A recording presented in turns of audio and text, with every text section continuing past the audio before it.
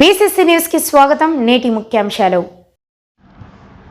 ప్రజా సమస్యల పరిష్కార వేదిక ద్వారా వచ్చే అర్జీలను గడువులోగా సంతృప్తి స్థాయిలో పరిష్కరించాలి. రీఓపెన్కు తావు లేకుండా సంబంధిత అధికారులు ప్రత్యేక దృష్టి పెట్టాలి.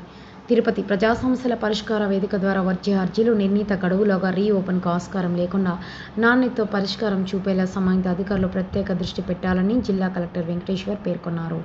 ఈ సందర్భంగా కలెక్టర్ మాట్లాడుతూ రాష్ట్ర ప్రభుత్వం అత్యంత ప్రతిష్టాత్మకంగా అమలు చేస్తున్న ప్రజా సమస్యల పరిష్కార వేదిక కార్యక్రమంకు అధిక ప్రాధాన్యత ఇస్తుందని తెలిపారు.